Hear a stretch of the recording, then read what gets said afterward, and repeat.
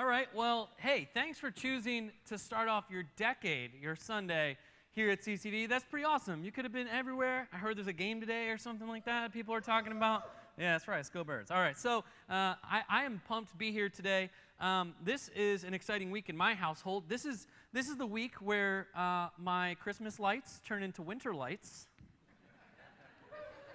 A couple of you are like, what does that mean? You change them? No, they're winter lights now. Now, this isn't about me, though. We're here to judge you, not me, right? So just out of curiosity, this is church, so you can't lie. I want you to be honest with me.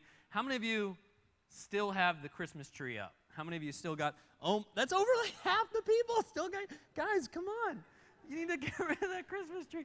You know what, ours is down, but only because the other day I went and a bulb fell off, and I went to go put it back on, and a branch fell off. I was like, okay. I've even been watering it, but this thing has to go down. For those of you that are new around here, maybe you haven't been here a while, I may be an unfamiliar face. My name is Adam Flora. I was on staff for a while here. Last name might be familiar. My wife is the children's pastor here at CCV. She's the bomb, so if you have a kid, you're in good hands. All right, yeah, thanks. I agree. I like her too. All right. Anyway, last week, if you were here, Dan kicked us off with a 2-week series, and Dan was awesome. Dan took us back, and he looked back at the past a bit. He was looking back, and he had spent a lot of time talking about this idea of worry. And he was talking about how there's no point in worrying about the things in our past or even now and moving forward. He basically says, make your priority God, and the other things will fall in line, that you don't have to worry about those things. And he had 3 application points at the end. I was sitting there, just writing them down, and they all started with the word focus. Focus, focus, focus. And I feel like right now, that's a good word. It's also a really popular thing. I don't know if you guys are doing this, but a lot of people for a new year are basically making a word of the year. They don't have a resolution, but they have a word. And I think focus would be a pretty good one, right, for the year. It's a good word because it's so easy to lose focus so many times, you know?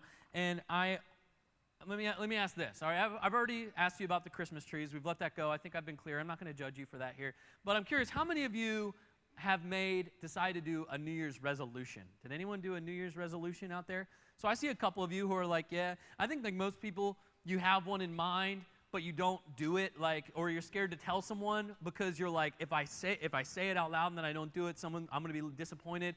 I'm going to be very clear with you guys. I don't do New Year's resolutions because I'm terrible at doing them, all right? I don't do them. They won't get accomplished. I'm going to give you just a little sneak peek last year, all right? So I want to take you a year and a week back.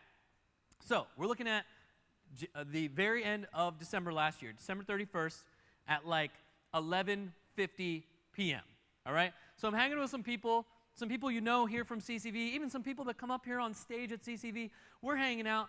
And we're about to watch the ball drop, and I'm with them, and I look around. I'm like, man, these are some forward-thinking people. I'm sure they've got different dreams. And I just happened to notice that in the room, there was a whiteboard. I was like, okay, here we go, all right? So I see this whiteboard. I grab a marker, and I go out, and I'm going to start bothering every people because I'm one of those extroverts. The introverts are like, please leave me alone, right? So I go, and I get the whiteboard, and I write everyone's name on the top, and I make a little grid, and I go out and I say, guys, what are your dreams for 2019? What are your dreams? Tell me about your dreams for 2019. Not your resolutions. We'll make it easy. Dreams, all right? So I go around, and I get everyone, and I get it all out of them. And not only was I smart enough to have that whiteboard and to write it down, but yes, you're welcome, I took a picture of it. Okay, so if you could, go ahead and throw that picture up on the screens. For the privacy of the people involved, I had blacked out their names on there, so you can't see who is who. But there's some good ones up there. Complete a half Ironman, read a book a month. There's a couple good things up there. Nellie, that's what I call Janelle Criswell. Janelle, I kept hers up there because hers was to launch JanelleCriswell.com, and she actually did it. So go, yeah, her husband's in this service, in case you didn't realize. Amen. So yeah, she killed it. She did that one, so I figured, I'll let that up there. A little free plug right there. Create a side hustle. I should have went with the second one from the left, right? That's an easy one. Just be better. There's this vague, no real ending. Someone could be like, hey, were you better this year? You're like, yep, move on. Got it, right? I should have known that this whole thing was going to go bad, though, when at the very bottom, if you look, you zoom in there, it says the 2019 Board of Dreams with a Z down the bottom, right? That should have been a key indicator that this was not going to go well, right?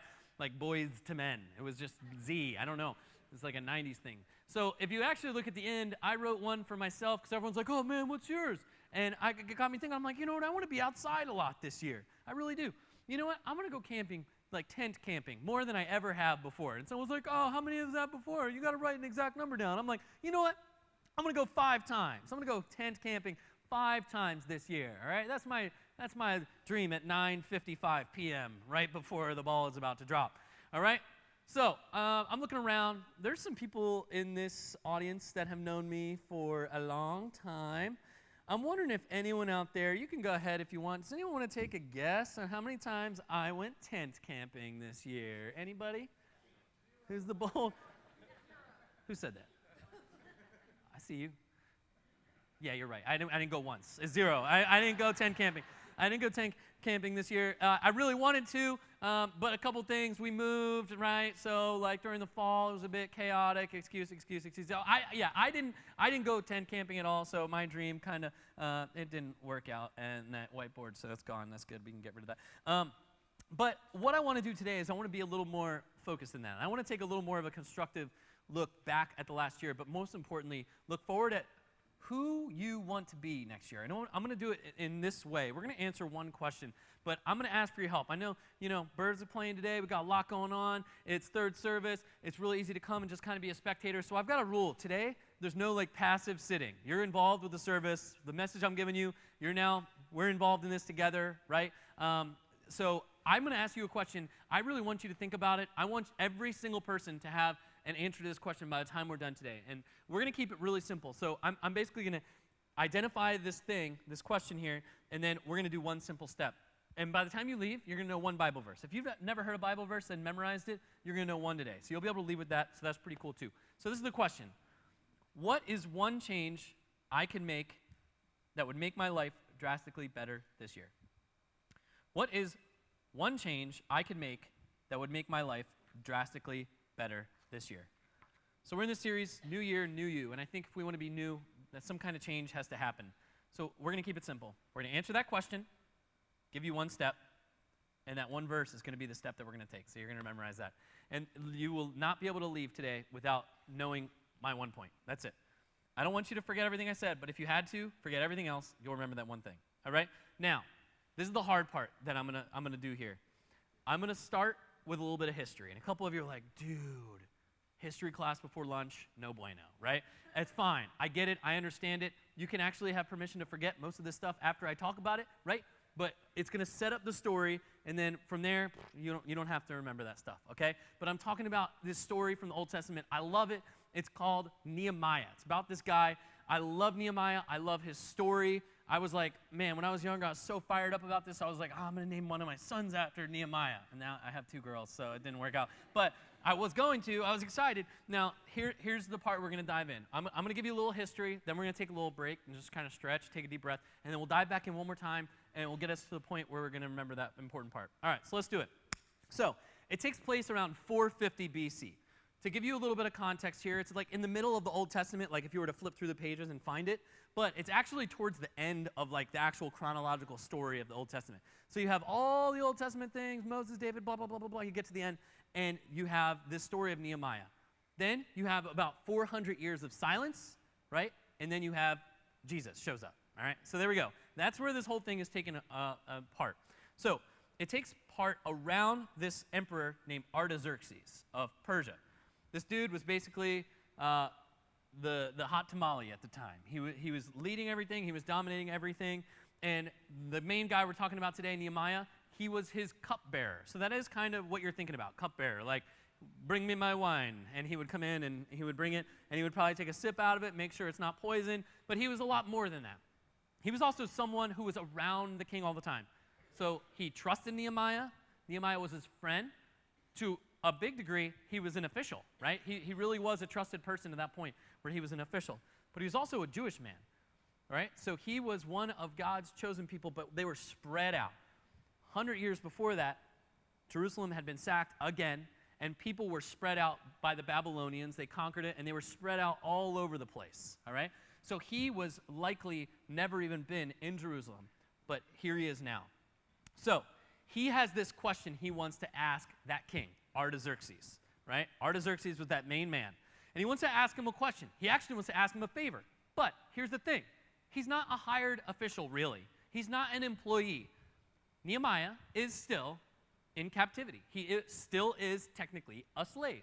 So him asking this question, asking something of the king, he's scared. It's a risk, right? But he's going to put himself out there because he really believes in what he wants. It's like kind of like, have you ever asked your parents for something that you were scared of getting the answer about? So you got one foot going like this just in case you need to book it, right? Like that first time you ask your parents if you could keep the car out till midnight, right? Or something like that. You're like, is it cool, right? And you're ready to get going. Well, that's kind of what he was asking.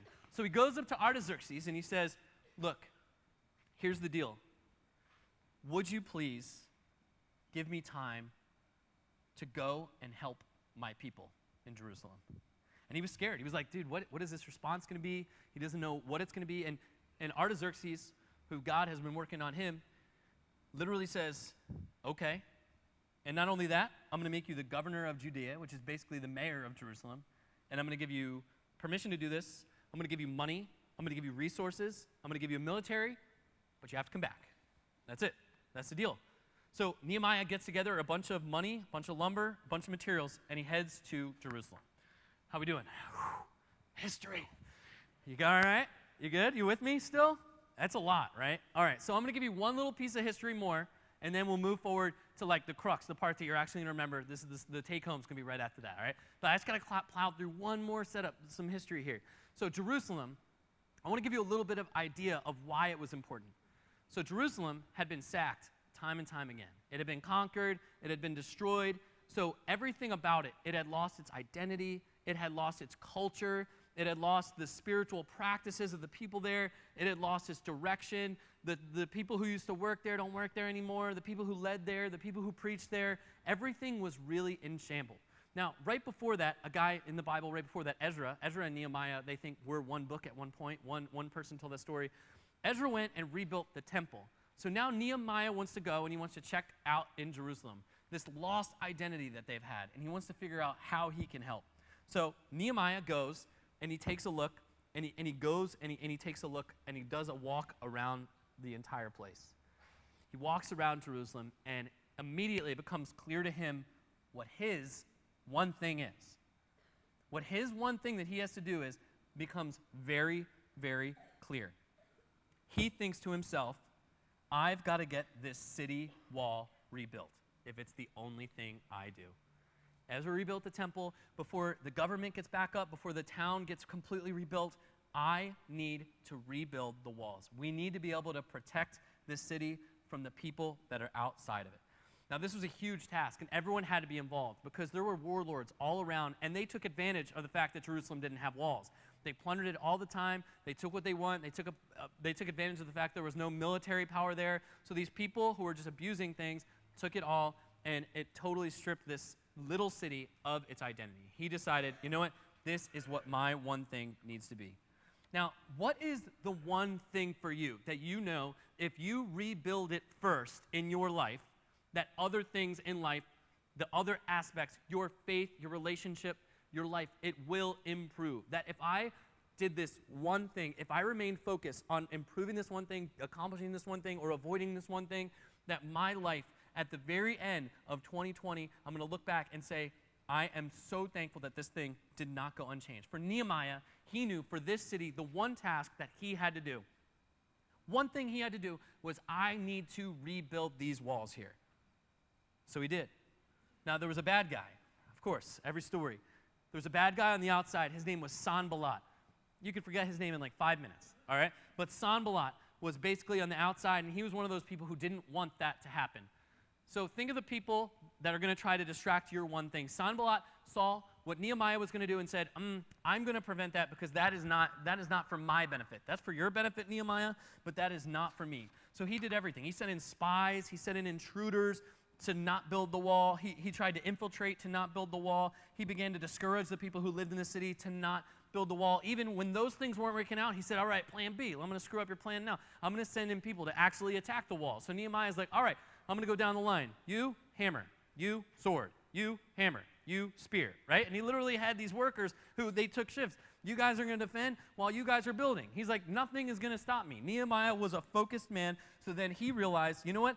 If we're going to stop this from happening, the only way we are going to stop this wall is we're going to stop one person who's got a passion, drive, resources, and wants to get this one thing done. Sanballat says, we're going to have to stop Nehemiah. We're going to have to distract Nehemiah. We're going to have to get Nehemiah off the wall. We're going to have to get Nehemiah away from the one thing he's going to accomplish. And that is where our scripture starts. Whew, you did it.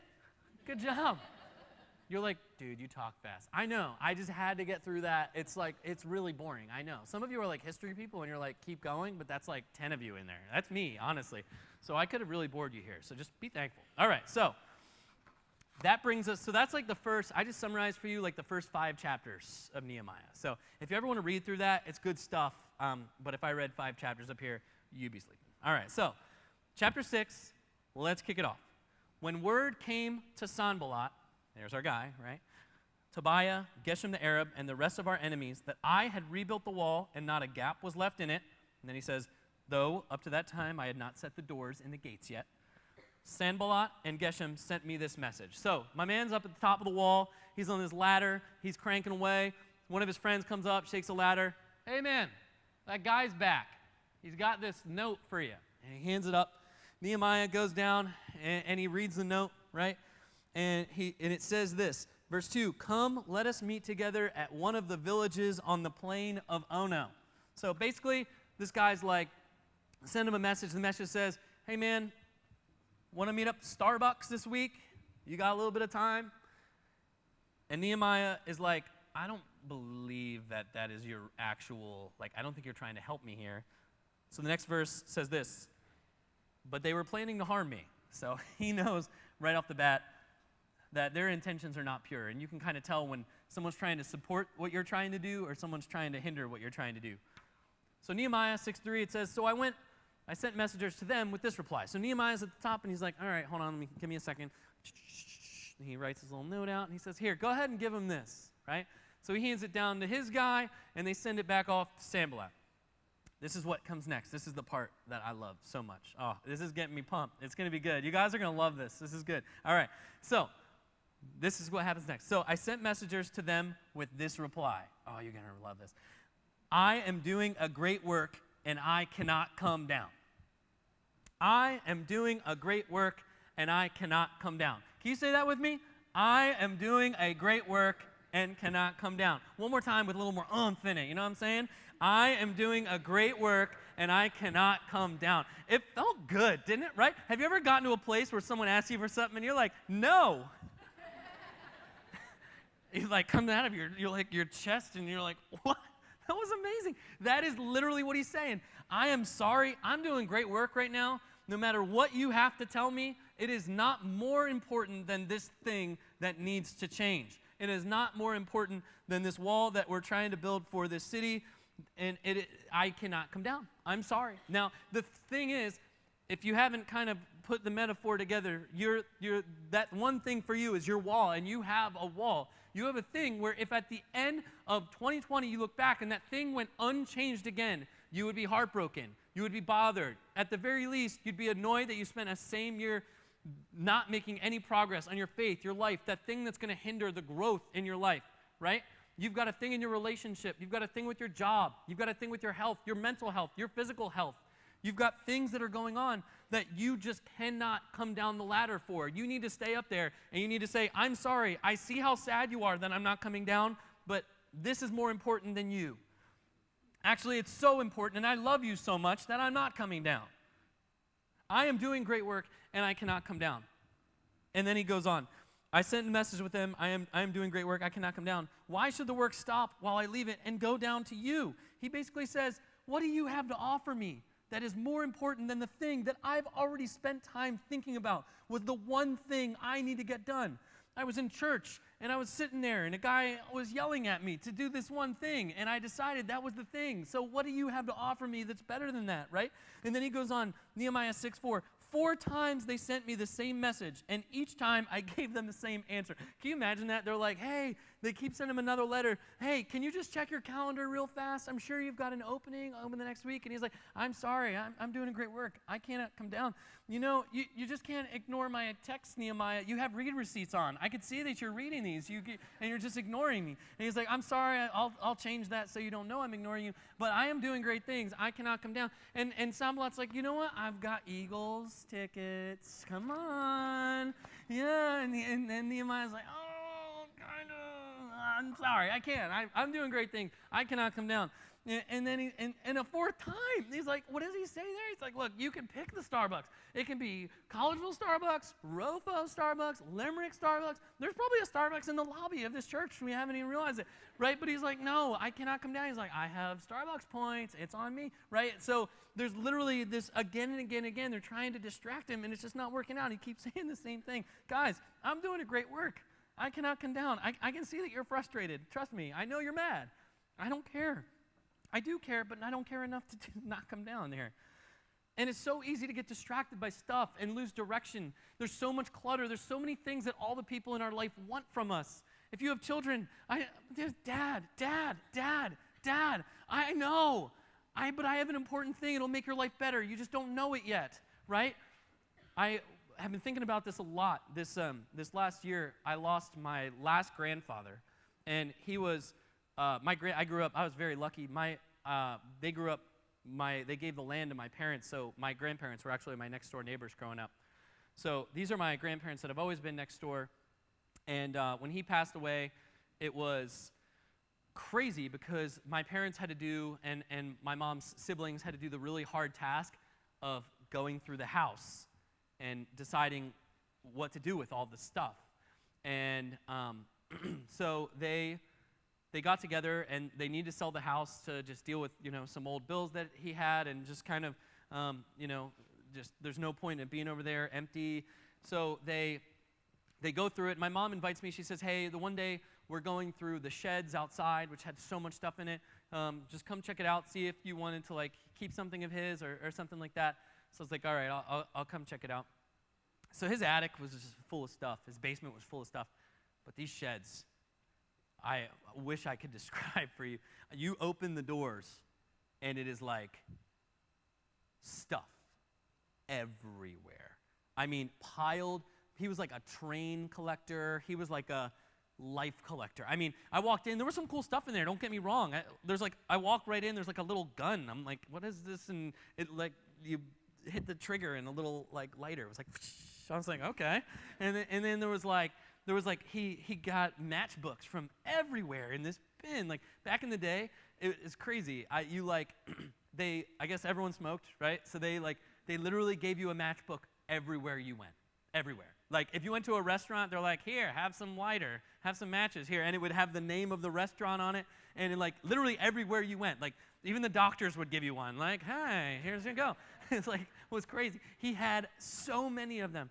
And just tools that I don't even know why a human being, what did you have to, were you a farmer? Were you making wheat? Did you pull did you have oxen that pulled a plow? What is this for? What? And I just remember being so excited for a second, and then I looked around, and I was stricken with sadness too. There was just so much stuff. Where did you get all this stuff? How do you have this much clutter? And then I realized I just moved into a new house, and the truck that was enormous that I thought would be more than enough was not enough for my house. And I'm like, how did I get all this stuff? And then I thought, my life is the same way. It is just full of stuff that are interrupting what direction I really need, and the one thing that I really need to focus on. And I was nervous, and I looked back and I thought, man, if at the end of my life I look back and someone as focused and strong and tough as my grandfather can have all these things in his life, what things are just leaping out for me, distracting me from this work that I know I need to finish? It's so easy to lose direction and lose focus. Nehemiah, and just because Nehemiah kept up the work, don't get me wrong, the distractions did not stop. After a while, Sanballat was like, all right, these things aren't working. I'm going to try something else. He said, I'm going to start some rumors that are going to get back to Artaxerxes, and you're going to be self-conscious about, hey, this thing that's supposed to be happening. Maybe you're going to feel like you need to get off the wall and go back and explain yourself to Artaxerxes, and that's going to distract you. You're not going to be able to do it. And he said, you know what? I'm not going to fall for it. I'm not going to do it. I'm not going to come down. I'm doing great work. And then another one, he had these friends that were coming at him and said, dude, even your own people, different Jews in the city, they're being destroyed. Their business are being destroyed by the work you're doing. They can't come in and out of the walls as they please. And I heard there's people that are actually plotting to kill you in your sleep. And he said, I don't think that's true. But even if it is, I am sorry. I decided a long time ago, this is the thing that I'm going to do. And everything else is going to have to say no. You guys are going to have a million things that distract you from the one thing that you know you have to change about you or in your life or get done or avoid. It could be so many different things in so many different directions. But we use a lot of the same excuses over and over again. I am too busy. Yes, we all use that. How you doing? Busy.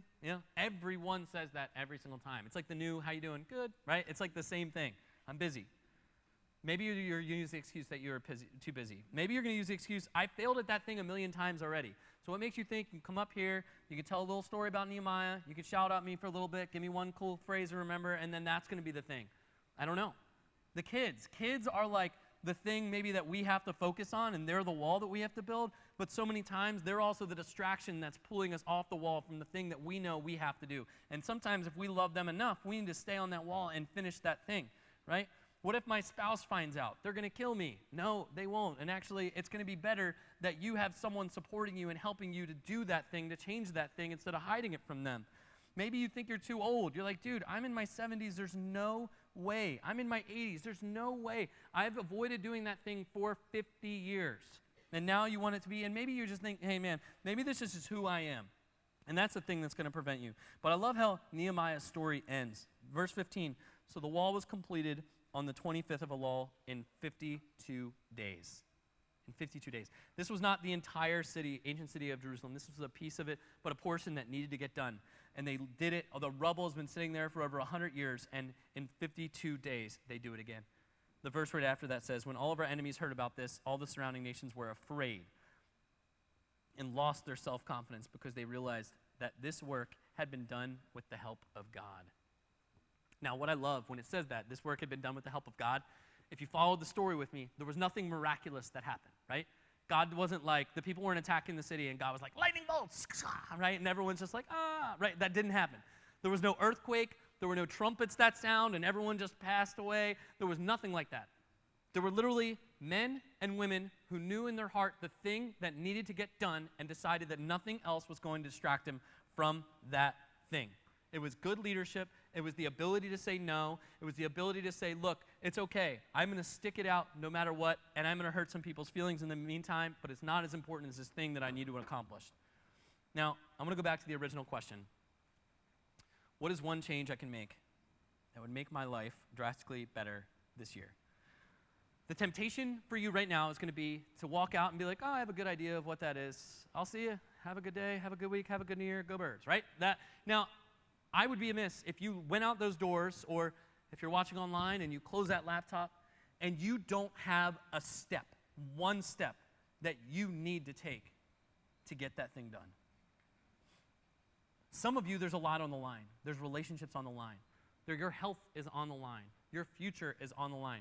Your ability to do certain faith things, your ability to do ministry, your ability to do be in relationships or get out of certain relationships depends on it. But you have to do one thing. Some of you could potentially, I've opened the doors potentially for some of you to have the most uncomfortable conversation and car ride back from church that you've ever had. Because your spouse needs to look at you and say, come on, what is it? What's that one thing? And you need to have the bravery to not lie about it and say what that thing is. Because sometimes the first step to getting something like this done, or getting this wall built for Jerusalem, the thing that you have to do is being honest about it for the very first time. And there's lots of reasons for you to not be ashamed of it, or scared, or you think you're going to put it out there and then you're not going to do it, and at the end of the year your spouse is going to be like, oh, I told you you couldn't, right? You have no idea. what could potentially be in the line. Now, some of you, it's not always a negative thing. Some of you have it on your heart to start a business, or to go back to school, or to start a charity, or to go into vocational ministry, or to go on a mission trip, or to lead a mission trip, or be a missionary. There's so many things that God could be calling you to do, to pushing you to do, but you're just scared to do it, and you've got excuses that have kind of led you to not do it.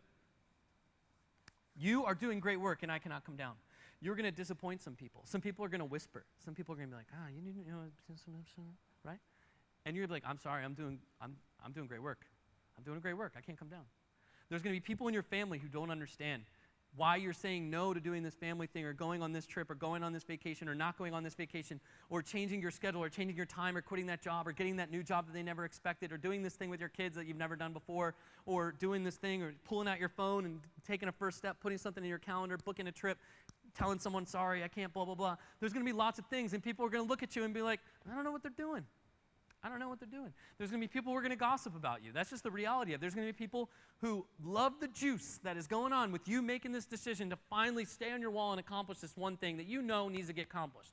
And it's going to be hard. That wall wasn't easy.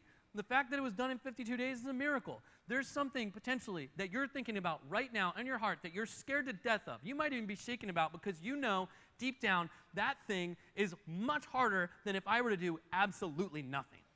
A relationship that you know has been torn to shreds for 20 years by you, most likely, and that you need to repair it. And that work is going to be tough. It's going to be hard. But you know what? You need to look at the people around you and say, you know what? I'm doing a great work. I cannot come down. This trip is just not going to happen right now. The things that you're saying about me, they don't matter right now. The disappointment I see on your face because I just told you I can't do this thing that I told you originally I could do, things have changed. I know what that thing is for me. But I'm doing a great work. I can't come down. Whatever it is that's whispering the excuse in you to not do that thing that you know you need to do, so that in 2021, I'm not standing here going, hey, let's try it again, right? You need to get to a place where you're saying, you know what is going to be? I'm sorry. I'm doing great work. I can't come down. You need to get in your car. You know, your spouse is going to ask you to do the laundry. You're like, I'm sorry. I'm doing great work. I can't come down. That's not what I mean. I need you to look at the reality of the situation, of the thing that you are facing, the one task that's hard that you think is impossible. And I want you to remember every day, I'm doing a great work. I cannot come down. I'm sorry, kids, I'm doing a great work. I cannot come down. I'm sorry, boss, that is no longer my boss anymore. I'm doing a great work. I can't come down. Whatever it is, you got to be bold. You got to stand up. You got to say no. You got to do the tough decisions that, honestly, you probably should have done 20 years ago, but you may not have money, you may not have resources, you may not have more time, but you have the ability to dig in your heels right now. Say it. I'm doing great work. I can't come down. Let's pray. God, I hope everyone in here has something on their mind that they know will change their life. And I hope that they don't just feel motivated right now and they're going to make a big difference. I hope that they do something. I hope they text someone. I hope they call someone. I hope they make a change because they know if their health was better, their faith would change. If their relationships were better, people would know you more. Whatever it is, I give them the strength to do something that they thought was impossible because they believe in the God of possibilities and that you're behind them in this. That's it. That's all we ask today. In Jesus' name we pray. Amen.